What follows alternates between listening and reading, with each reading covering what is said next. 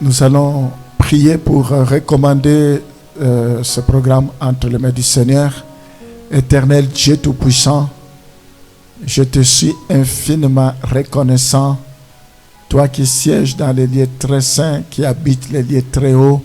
Sois béni pour cette opportunité que tu me donnes. La Bible dit que l'occasion soit favorable au pas, prêche l'évangile sans suivre.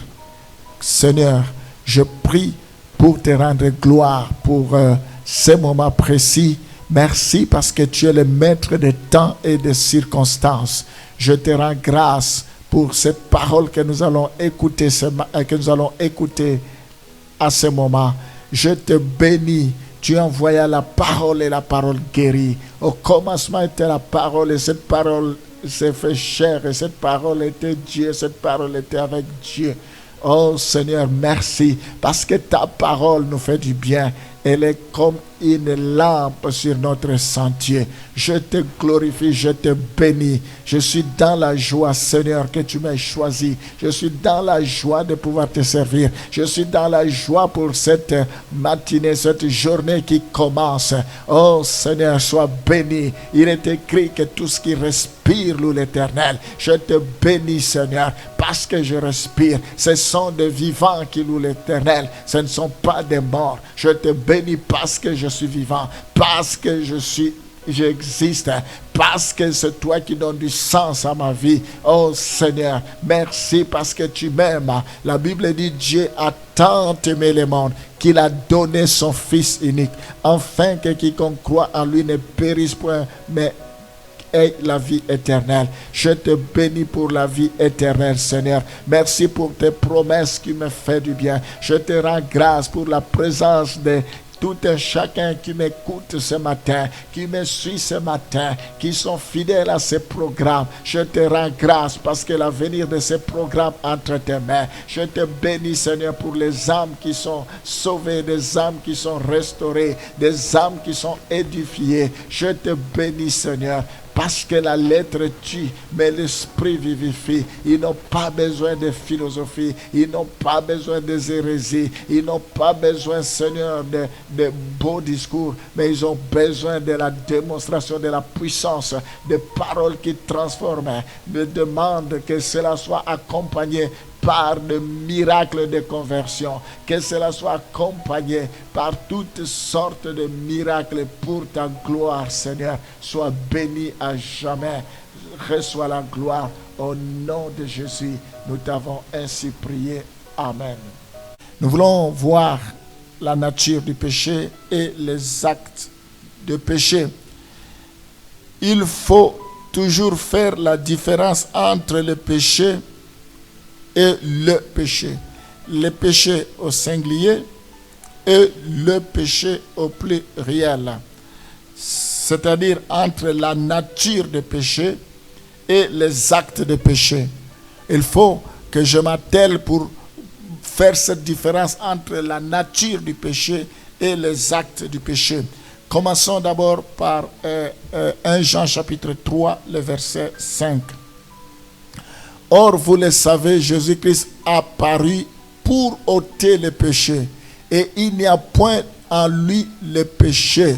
Il n'y a point en lui de péché. Jésus-Christ a apparu pour ôter le péché. Alléluia. Il faut que le péché soit ôté, soit déraciné. Il faut que la nature pécheresse meure, soit détruite. Il faut que nous devenions de nouvelles créations. La Bible dit, si quelqu'un est en Christ, il est devenu une nouvelle créature. Les choses anciennes sont passées. Voici, toutes choses sont devenues nouvelles. Des nouvelles créatures, des nouvelles créations. Voilà le but. C'est pourquoi Jésus-Christ est venu dans ce monde. C'est pour ôter le péché. Il faut qu'il ôte le péché à nous. Maintenant, disons un mot concernant la nature du péché et nous parlerons aussi sur les actes de péché. la nature de péché au singulier, on va lire Romains chapitre 6, les versets 16 à 17. Et nous allons compléter cela avec d'autres versets. Ne soyez pas étonnés, peut-être il y a des passages que nous avons déjà lus. On va revenir parce que ça cadre avec ce que nous sommes en train de dire. On va commencer dans Romains chapitre 6, les versets 16 à 17. Ne savez-vous pas qu'en vous livrant à quelqu'un comme esclave pour lui obéir, vous êtes esclave de celui à qui vous obéissez, soit du péché qui conduit à la mort, soit de l'obéissance qui conduit à la justice. Mais grâce soit rendue à Dieu de ce que, après avoir été esclave du péché, vous avez obéi de cœur à la règle de doctrine dans laquelle vous avez été instruit. Ici, la Bible nous parle de la nature du péché. Si nous obéissons au péché, si nous obéissons au maître qui nous a assujettis, nous devenons esclaves du péché. Soit on obéit à Dieu, soit on obéit à Satan, soit on est esclave de Satan en commettant le péché, soit on est esclave de Dieu en vivant la justice. Vous voulez être esclave de qui? Je te conseillerais d'être esclave de Jésus-Christ. Oui, nous sommes ses esclaves. Peut-être ce mot-là, c'est un peu fort, parce que avec tout ce que cela a été utilisé dans le mauvais sens. Mais ici, on est esclave de Jésus-Christ. Paul dit qu'il est même prisonnier de Christ. Il dit, je suis même esclave. Nous sommes des simples serviteurs, des simples esclaves. Quel que soit ce que nous pouvons faire, même si nous crachons du feu, même si le Seigneur nous utilise puissamment, même s'il y a des paralytiques qui marchent, il y a des aveugles qui recouvrent la vie, il y a des sourds qui entendent, nous devons savoir que nous sommes des esclaves. Nous, du Seigneur, nous devons savoir que nous serons récompensés. Nous devons savoir que la gloire seule revient au Seigneur. Les apôtres, après avoir prêché, ils ont vu la main de Dieu, ils ont vu comment le diable était criblé comme un froment. Ils ont vu comment Dieu a confirmé leurs paroles par des signes, des prodiges et des miracles. Ils voulaient s'en réjouir. C'est un sentiment naturel de voir, waouh, comment Dieu fait de grandes choses avec nous. Mais tout de suite, il les a recadrés, il les a ramenés à l'ordre. Il dit, soyez contents, non parce que vous avez vu des miracles, parce que les démons vous ont été soumis, mais soyez contents parce que vos noms sont inscrits dans le livre de vie. Nous nous sommes convertis pour aller au ciel. Ce n'est pas pour rester sur cette terre. Nous ne devons pas courir derrière le miracle. Les miracles nous accompagneront. Le plus grand miracle, c'est la conversion. Et le reste, ça nous suit. Dieu merci parce que nous croyons au miracle. C'est un Dieu de miracles. S'il n'est pas Dieu, il doit cesser de faire des miracles. Aussi longtemps qu'il restera Dieu, nous devons vivre le miracle. Alors nous voyons ici la nature du péché. Parce qu'on est esclave du péché. Esclave de celui qui nous a assujettis. Soit un esclave de Dieu, soit un esclave de Satan. J'aimerais être esclave de Dieu. Je pense qu'il en est le cas aussi pour toi. Romains 7, le verset 20. Et si je fais ce que je ne veux pas, ce n'est plus moi qui le fais, c'est le péché qui habite en moi. Voilà la nature du péché. Ça nous amène à contre-courant. Ça nous amène à faire des choses indépendamment de notre volonté. Jusqu'à quand nous allons faire des choses contre notre gré, contre notre volonté. La loi du péché, la nature du péché nous impose, nous assujettit. Ici, il est conscient que tel acte, c'est un péché. Mais il ne peut pas s'en débarrasser de lui-même, c'est plus fort que lui. Il le fait parce qu'il a cette nature. Il a beau prendre des décisions, mais il revient toujours sur ça. Voilà pourquoi dans nos cultes, les gens peuvent pleurer, les gens peuvent répandre leur cœur devant Dieu, les gens peuvent se repentir, ils sont sincères, mais demain ils reviennent. C'est toujours la répétition. C'est soit il y a un lien derrière cela, soit la repentance n'est pas sincère.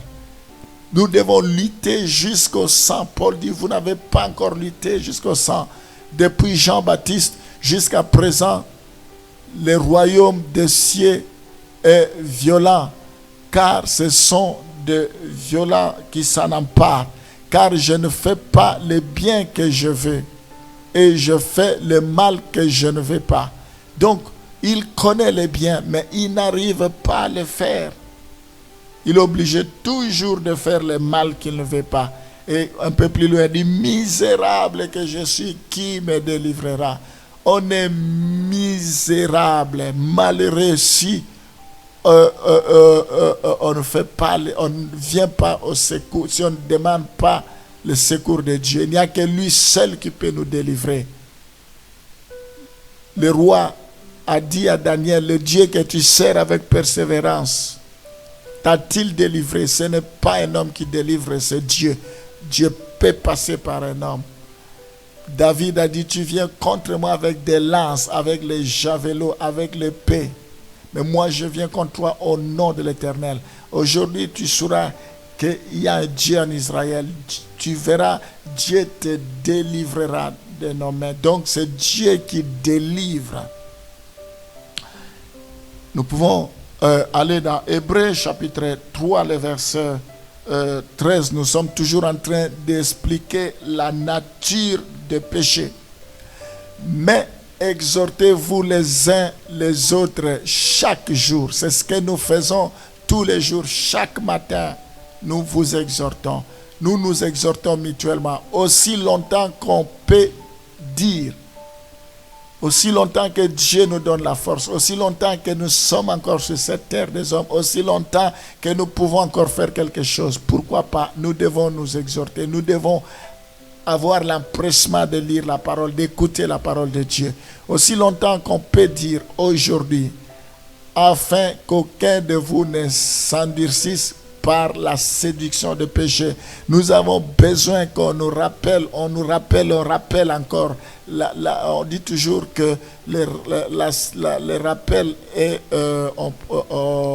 la répétition est la mère de la science plutôt. Donc il est important toujours de nous rappeler, oui, dans nos églises, on ne veut pas qu'on parle du péché, du péché, du péché. Il faut qu'on nous rappelle. Il faut pas toujours la même nourriture. Il faut varier la nourriture. Après, sinon, ça devient lassant. Sinon, donc, mais il faut toujours revenir. C'est de notre devoir. Aussi longtemps que Jésus n'est pas encore revenu, c'est à nous toujours. Mais nous devons nous laisser conduire par l'Esprit de Dieu. La Bible nous encourage de nous exhorter pour que nous ne soyons pas, que nos cœurs ne s'endurcissent pas par la séduction du péché. La séduction du péché. Nous allons lire Psaume 51, le verset 7. Voici, je suis né dans l'iniquité et ma mère m'a conçu dans le péché. Oui, ici nous voyons la nature du péché.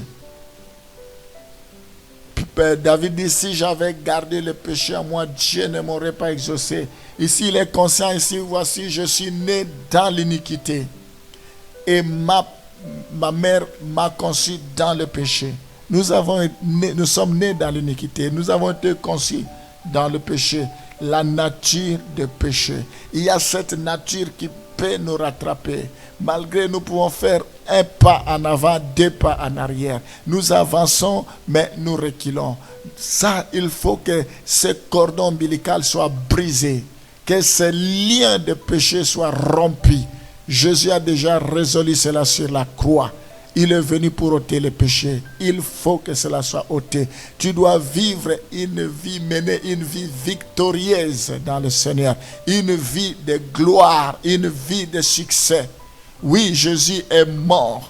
Il est mort et il est ressuscité. Il faut que nous mourons à ce qui concerne les œuvres de la chair. La convoitise, la colère doit mourir. La haine, l'envie, l'hypocrisie, le mensonge, tout cela doivent mourir.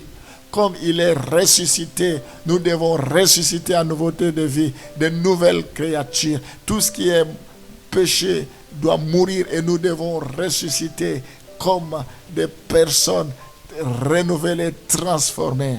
Nous devons expérimenter la victoire. Nous devons expérimenter la gloire de Jésus. Seigneur, nous prions maintenant pour le remède au péché. C'est toi le remède avec le sang de Jésus. Ce que tu as accompli sur la croix. Voilà pourquoi nous voulons applaudir, Seigneur, à cause de applaudir ce que tu as fait, Seigneur. Depuis très longtemps, le diable a exploité l'ignorance, notre ignorance, pour nous dire que nous sommes des pécheurs, des pauvres pécheurs.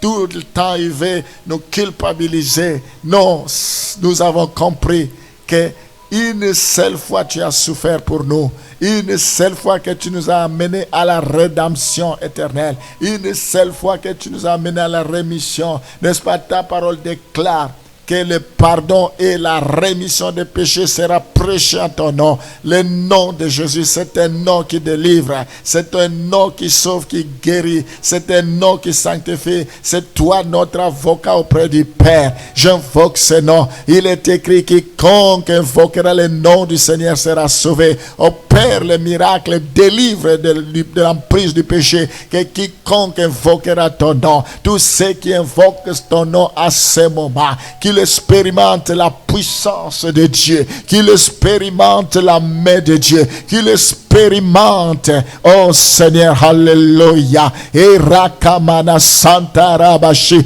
rikamana santa rabababa, le nom de Jésus, agis Seigneur, agis, manifeste-toi. Oh, nous voulons confirmer et affirmer que nous sommes plus que vainqueurs, que tu as résolu ce problème de péché depuis la croix. Nous voulons en être les bénéficiaires. Nous voulons nous réjouir, Seigneur, de ce que tu as fait. Sois loué, sois béni, sois glorifié. Je suis entièrement content, Seigneur, pour la délivrance que tu nous accordes, pour la rédemption. Voilà pourquoi il est vrai, quand tu dis sans toi nous ne pouvons rien, ce n'est ni par la force ni par la puissance, mais c'est par ton esprit, dit l'Éternel. Sois béni à jamais, sois glorifié. Je te rends grâce pour tout ce que tu as affranchi. Ceux qui ne te connaissent pas encore, révèle-toi encore, parce que tu ne fais exception de personnes. Tu n'es pas venu seulement pour un groupe, mais tu es venu pour tout le monde, pas seulement pour une catégorie de personnes, pour quelques personnes non plus, mais tu es venu pour tout le monde. Seigneur, sois béni, sois glorifié à jamais. Révèle-toi, tu uses de patience pour que tous arrivent à la repentance. Fais grâce à chacun de tes enfants. Je le bénis, je bénis la journée d'aujourd'hui. Je prie, Seigneur, pour que cette parole puisse influencer, impacter leur vie. Que cette parole, Seigneur, puisse opérer de grandes choses, puisse les délivrer des jougs, de péché, des condamnations de la culpabilité, des condamnations des accusations du diable. Au nom de Jésus, au nom de Jésus, au nom de Jésus, sois béni à jamais. Nous t'avons ainsi prié. Amen.